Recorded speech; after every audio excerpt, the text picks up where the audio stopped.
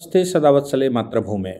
हम लोग चर्चा करने जा रहे हैं सुप्रीम कोर्ट के एक एक्स जज हिदायतुल्लाह यूनिवर्सिटी में डॉक्टर अंबेडकर और जस्टिस हिदायतुल्लाह ये लेक्चर सीरीज यानी भीम और मीम मिलाकर एक लेक्चर दे रहे थे।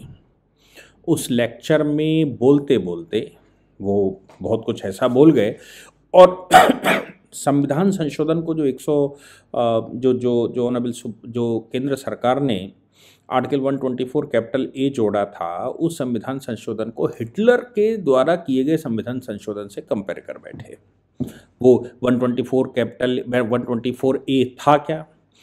आर्टिकल 124 ए में एनजेएसी बनाया था और ये कहा था कि जुडिशियल अपॉइंटमेंट के लिए जो सरकार के पास व्यवस्था है, यानी कि सरकार आर्टिकल 124 में जो रिकमेंडेशन करती है वो सरकार रिकमेंडेशन न करके उसकी एक कोलेजियम रिकमेंडेशन करेगी, एक कमेटी रिकमेंडेशन करेगी। उस कमेटी में सुप्रीम कोर्ट के 2 जजेस होंगे, 3 जजेस होंगे, 2 लोग सरकार के होंगे और एक लीडर ऑफ अपोजिशन होगा। ऐसे 6 लोगों का बनेगा और इनमें से 2 कोई अगर किसी नाम पर सहमति नहीं जताते हैं तो फिर अपॉइंटमेंट नहीं हो सकता। ये ओरिजिनल आर्टिकल 124 की व्यवस्था को डाइल्यूट किया गया, जबकि सुप्रीम कोर्ट ने अपने 4 जजेस ट्रांसफर केस के माध्यम से पूरी पावर अपने हाथ में ले ली, आर्टिकल 124 को किनारे रख दिया था। यानी कि कॉन्स्टिट्यूशन के जो बेसिक स्ट्रक्चर है, और बेसिक स्ट्रक्चर ये है appointment is by the executive, और अपॉइंटमेंट के बेसिक स्ट्रक्चर थ्योरी को साइड में रखते हुए एक नया बेसिक स्ट्रक्चर उसमें जोड़ा था।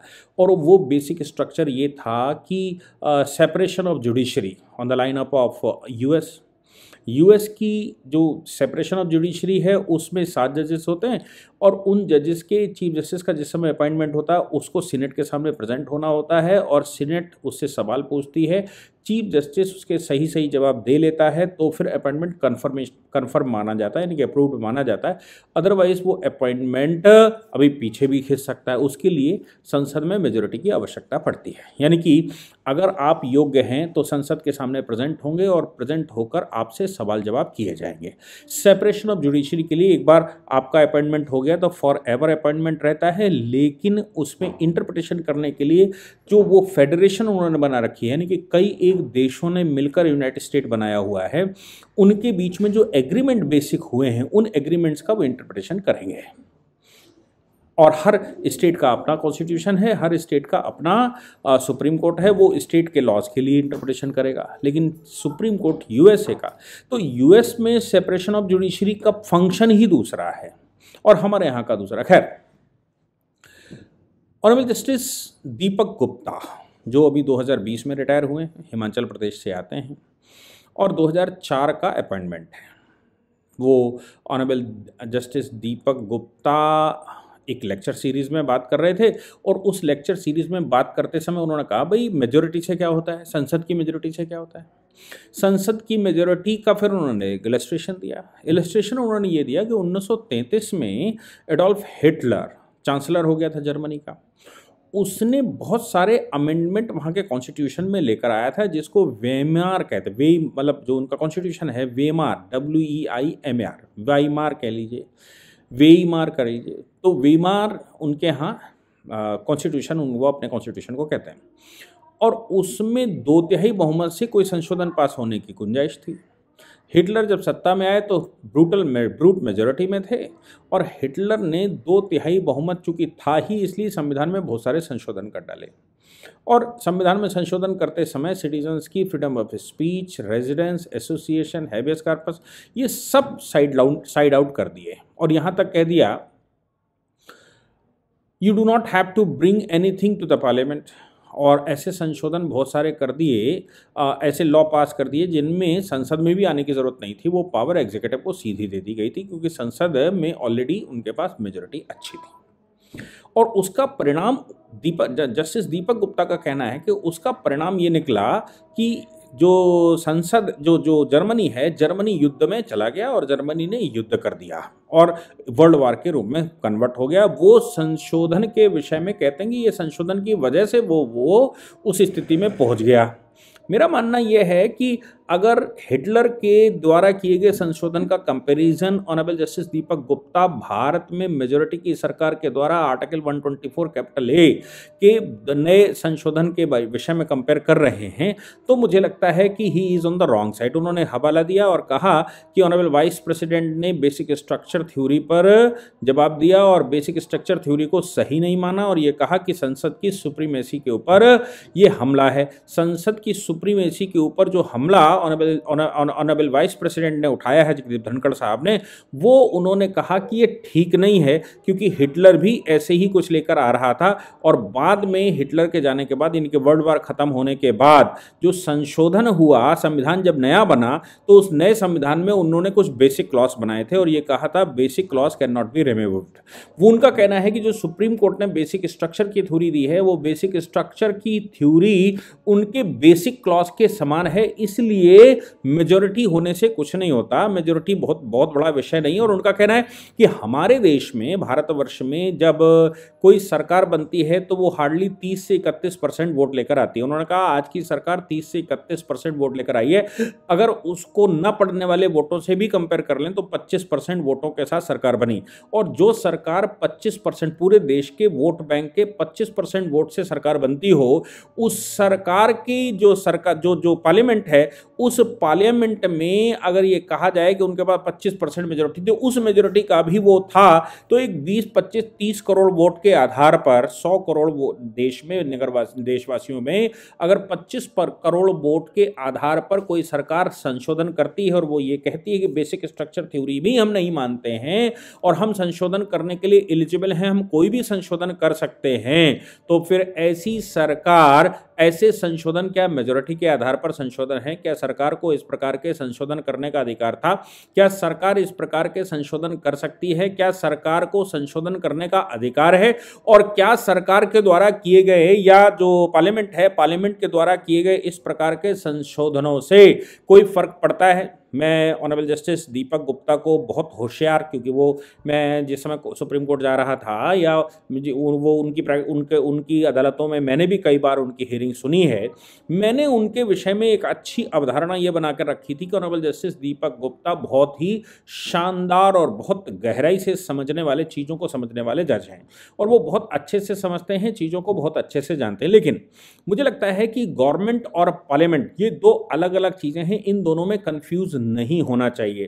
पार्लियामेंट में सभी जितने वोट पड़े हैं, 100% वोट डालकर पार्लियामेंट का अपर लोअर हाउस बनता है। 100% वोट से मतलब ये होता है कि पूरे देश में, चाहे वो सरकार के चुनी हुई सरकार के नुमाइंदे हों या फिर अपोजिशन के नुमाइंदे हों या फिर कोई भी हो, वो सभी उसमें शामिल रहते हैं। यहाँ तक कि राज्यसभा में तो पूरी सभी राज्यों की सरकारों के रिप्रेजेंटेटिव भी वहाँ होते हैं। ऐसी परिस्थिति में सरकार से संशोधन कंपेयर करना ये ठीक नहीं है। क्यों? क्योंकि ये जो संशोधन आर्टिकल 124 कैपिटल ए का आया था, ये संशोधन तो मेजॉरिटी छोड़ दीजिए, यूनानिमस मेजॉरिटी से आया था, यानी कि हम भारत के लोगों ने, जितने भी लोगों ने वोट डाला, हमारा मानना है 60-65% वोटिंग भारत में होती है, तो वो 65% वोट डालने वाले सभी लोगों का रिप्रेजेंटेशन वहां पर है, इसलिए उसमें 100% भारतीयों की राय मानी जानी चाहिए। सरकार अगर 30% से आती है तो 30% का ही वोट नहीं थे, सरकार ने कोई संशोधन नहीं किया, सरकार के द्वारा केवल ऑर्डिनेंस पास किया जा सकता है, सरकार संविधान में संशोधन नहीं कर सकती। ये कॉन्स्टिट्यूशन का प्रावधान है आर्टिकल 368 में। कॉन्स्टिट्यूशन में संशोधन का मतलब ये होता है कि वो संशोधन तो हाउस में होगा, उसमें अपोजिशन भी बिल ला सकता है, उसमें इंडिपेंडेंट मेंबर भी बिल आ सकता है, यानी कि इंडिपेंडेंट मेंबर बिल आ सकता है और प्राइवेट मेंबर बिल आ सकता है, और सरकार भी संशोधन ला सकती है। सरकार संशोधन पार्लियामेंट में लाती इसलिए है क्योंकि उसको पूरी पार्लियामेंट का अप्रूवल चाहिए होता है, जबकि सरकार 30% वोट के साथ, 40% जो भी उसको वोट मिला है उस वोट के साथ सरकार बैठी हुई है। सरकार अगर उसमें करती तो सरकार उस पर ऑर्डिनेंस पास करके पार्लियामेंट जाने की आवश्यकता नहीं थी। नेहरू जी ने आर्टिकल 35 कैपिटल ए बनाकर रखा था, वो कभी पार्लियामेंट नहीं गया, उन्होंने, सरकार ने उसको बनाकर रखा था, उसको अनकॉन्स्टिट्यूशनल कहा जाता है। लेकिन जब सरकार कोई प्रपोजल पार्लियामेंट में लेकर आती है और पार्लियामेंट उसको यूनानिमस मेजॉरिटी के साथ पास करता है, तो ऐसा बेसिक स्ट्रक्चर थ्योरी के अगेंस्ट में है क्या? साथ में वो कहते हैं बेसिक क्लॉज। अब बेसिक स्ट्रक्चर भी कौन बताएगा? मेरा मानना यह है कि बेसिक स्ट्रक्चर बताने का काम कोर्ट का नहीं है, बेसिक स्ट्रक्चर बताने का काम भी पार्लियामेंट का है। तो जैसे जर्मनी का नया कॉन्स्टिट्यूशन वो उन्होंने कहा कि बना, और उस नए कॉन्स्टिट्यूशन में बेसिक क्लॉजेज डाले, तो किसने? क्या कोर्ट ने डाले थे? क्या सुप्रीम कोर्ट ने वहाँ के डाले थे, या फिर वहाँ जजेस ने डाले थे? वो बेसिक स्ट्रक्चर क्लॉज भी अगर किसी ने डाला तो वो पार्लियामेंट ने डाला और कहा कि बेसिक स्ट्रक्चर है। भारत में जो बेसिक स्ट्रक्चर है हमारे सिस्टम का, वो हम प्रेमबिल को मानकर चलते हैं। प्रेमबिल इज द बेसिक स्ट्रक्चर। ये ऑनरेबल सुप्रीम कोर्ट कई एक केसेस में खुद कह चुका है कि प्रेमबिल ही आईना है, और कोई इंटरप्रिटेशन कोई आर्टिकल का करते समय अगर वो प्रेमबिल के विरुद्ध जाता है तो वो आर्टिकल अनकॉन्स्टिट्यूशनल है। तो हमारे पास तो एक प्रेमबिल है, और वो प्रेमबिल ही भारत में बेसिक स्ट्रक्चर है, वो बेसिक क्लॉज है, बेसिक थॉट है। अब चूंकि बेसिक थॉट उस समय बनाया गया था और ये कहा गया था कि ये आईना है, तो अंदर संशोधन करते समय अगर उस बेसिक स्ट्रक्चर के खिलाफ वो नहीं जाता तो फिर वो वैलिड है। क्या कौन सी थ्योरी बेसिक स्ट्रक्चर थ्योरी में वो लेकर आए हैं? मेरा मानना है कि बेसिक स्ट्रक्चर थ्योरी भी डिफाइंड होनी चाहिए। बेसिक स्ट्रक्चर थ्योरी को एक्सप्लेन करने के लिए अलग अलग बेंचें, अलग अलग कोर्ट अलग अलग तरीके से अलग अलग मामलों में अलग अलग बेसिक स्ट्रक्चर पास कर देते हैं। वो बेसिक स्ट्रक्चर नहीं माना जा सकता। बिल्कुल वैसे ही जैसे कि गोलकनाथ का जजमेंट आया तो 11 जजों की बेंच थी, 6-5 से जजमेंट आ गया, 6 की मेजोरिटी 5 की माइनॉरिटी मान लिया। फिर उस जजमेंट को पलटने के लिए थोड़ा सा परिवर्तन पढ़ाया गया और 2 जज और बढ़ा दिए गए। वो 2 जज जो नए बढ़े, उन 2 जजेस का झुकाव 5 की तरफ हो गया, तो 5 हो गए 7 और बाकी रह गए 6। यानी कि अब गोलकनाथ का जजमेंट पलट दिया गया 7-6 की मेजोरिटी से, जबकि 6 वही उसी तरह के हैं जो पुराने जजमेंट में जो मेजोरिटी में थे। 2 और बढ़ा लिए तो अब 7 हो गए। तो 7-6 के जजमेंट को क्या यूनानिमस जजमेंट कहा जाएगा? 7-6 के जजमेंट को किसी भी तरह से यूनानिमस जजमेंट नहीं कहा जा सकता, जबकि पार्लियामेंट ने आर्टिकल एनजेसी जो पास किया आर्टिकल 124 कैपिटल ए, वो यूनानिमस मेजोरिटी के साथ था। कोलिजियम बचाने के चक्कर में, जजेस के द्वारा जजेस के अपॉइंटमेंट को बचाने के चक्कर में ऑनरेबल जस्टिस दीपक गुप्ता भी भटक जाएंगे, ऐसा मुझे उम्मीद नहीं थी। और वो एग्जीक्यूटिव और पार्लियामेंट के बीच का फर्क भी भूल जाएंगे। वो संशोधन, बेसिक स्ट्रक्चर, बेसिक क्लॉज जो कॉन्स्टिट्यूशन में ऑलरेडी डॉक्टर अंबेडकर बनाकर रख गए, उनको भी वो भूल जाएंगे कि बेसिक क्लॉज ही पार्लियामेंट का जो कॉन्स्टिट्यूशन है वो हमारी प्रीएम्बल है, वो भी भूल जाएंगे। और सबसे बड़ा basic of the basic structure है we the people of India, हम भारत के लोग, जिन्होंने यूनानिमसली पास किया, 2/3 बहुमत से पास किया, 50% से ऊपर राज्यों से पास हुआ, सभी लीगल फ्रेटर्निटीज ने उसको रिकॉग्नाइज किया। उसको 5 जज बैठकर ये कह दें कि ये अनकॉन्स्टिट्यूशनल है, तो क्या 5 लोग बैठकर, मैं उनसे पूछना चाहता हूं, क्या 5 जजेस बैठकर 30, अगर मैं केवल सरकार की बात करूं तो 30 करोड़ लोगों के वोट से बनी सरकार के अगेंस्ट में ये बेसिक स्ट्रक्चर है क्या? क्या कोर्ट को बेसिक स्ट्रक्चर माना जा सकता है? मेरा मानना है, कहाँ गई थी तब कोर्ट जब पाकिस्तान बना था? कहाँ गई वो कोर्टें जब मुगलिया शासन भारत में हुआ था? कहाँ गई वो कोर्टें जब अंग्रेजी शासन यहाँ पर चलता था? कौन सी कोर्ट थी, कैसी कोर्ट थी, कहाँ की कोर्ट थी, किस कोर्ट की बात चल रही थी? ऑनरेबल जस्टिस, मैं उस समय के चीफ जस्टिस एमपे की बात आपको याद दिलाता हूँ। एमपे ने कौशी जुरा के केस में जजमेंट कर दिया था, उनका ट्रांसफर अंग्रेज सरकार को साउथ अफ्रीका करना पड़ा था। क्यों? क्योंकि वो अड़ गए थे। तो यहाँ से देश चलाना ज़्यादा आवश्यक है, देश की सिस्टम बनाना ज़्यादा आवश्यक है, ना कि अलग अलग तरह के इंटरप्रिटेशन। और बेसिक स्ट्रक्चर थ्योरी की बात, सबसे बड़ा बेसिक स्ट्रक्चर तो यही है कि हम भारत के लोग तय करेंगे और यूनानिमसली तय करेंगे। यूनानिमस नहीं तय करेंगे तो मेजोरिटी से तय करेंगे। कोर्ट में 11 जजेस बैठे हुए, 6-5 की मेजोरिटी हो सकती है, लेकिन उनका कहना था कि पार्लियामेंट के अंदर 30 करोड़ वोट लेकर 30 करोड़ लोगों की आकांक्षाओं से चुनकर आई सरकार, और संशोधन लाने से पहले ministry of law and justice, फिर संसद की स्थायी समितियां, प्रवर समितियां, दुनिया भर का मैथमेटिक्स होता है, हजारों लोग लीगल फ्रेटर्निटी के उस पर काम करते हैं, और उसके बाद संसद में जब बिल लाया जाता है तो उस पर बहस होती है, संशोधन आते हैं। उन संशोधनों के आने के बाद, चर्चा होने के बाद, तमाम तरह के विषय आने के बाद, अगर कोई कानून यूनानिमस पास होता है, यानी कि हम भारत के सभी लोगों का विचार ये है कि ऐसा होना चाहिए, और उनको 5 लोग बैठकर ये कह दें कि आप ये नहीं कर सकते, ये कहाँ का बेसिक स्ट्रक्चर थ्योरी है। ऑनरेबल जस्टिस दीपक गुप्ता को इसका जवाब ज़रूर देना चाहिए। मुझे लगता है कि कोलिजियम बचाने के चक्कर में सारी की सारी सिस्टम और पूरे सिस्टम को भुला देना ये उचित नहीं है। फिर भी मैं उनके लिए दुआएं करता हूं कि उनको थोड़ा सद्बुद्धि भगवान दे और उनको बेसिक स्ट्रक्चर प्रीम्बल में दिखाई पड़े, ना कि 5 जजों की, 4 जजों की, 11 जजों की बेंच में।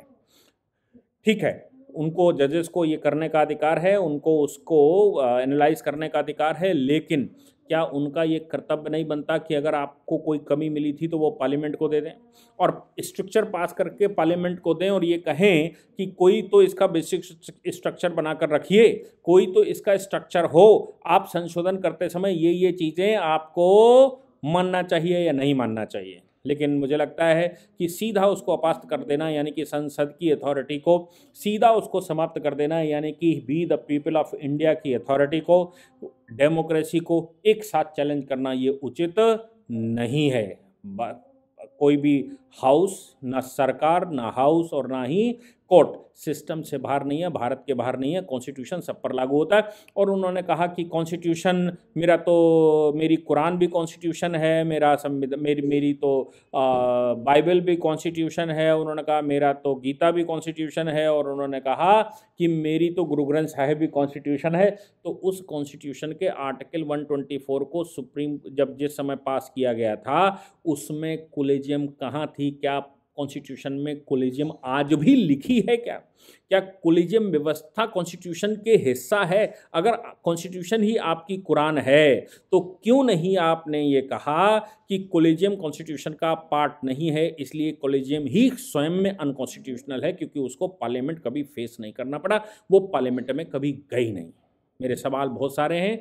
ऐसे लेक्चर देने से पहले उनको अच्छे से अध्ययन करना चाहिए। लीगल फ्रेटर्निटीज़ को वो ये ना समझें कि वो लीगल फ्रेटर्निटी कुछ समझती नहीं है, या देश के लोग कुछ नहीं समझते। हम भारत के लोग, कॉन्स्टिट्यूशन हमारे लिए है, मैं मानता हूँ, लेकिन जब कॉन्स्टिट्यूशन नहीं था तब भी हम भारत के लोग थे, जब कॉन्स्टिट्यूशन नहीं था तब भी परम वैभव पर भारत था, जब कॉन्स्टिट्यूशन नहीं था तब भी बहुत कुछ था। आज का ग्रंथ कॉन्स्टिट्यूशन है, ये स्वीकार करना चाहिए, लेकिन फॉर एवर कोई ग्रंथ नहीं होता। इस पर बात करते समय उस पर शास्त्रार्थ, भारत का सबसे बेसिक स्ट्रक्चर कुछ है तो वो है शास्त्रार्थ। शास्त्रार्थ करते समय शास्त्रों का ज्ञान, यानी कि कॉन्स्टिट्यूशन के बारे में अंदर घुसकर भी पढ़ लेना चाहिए।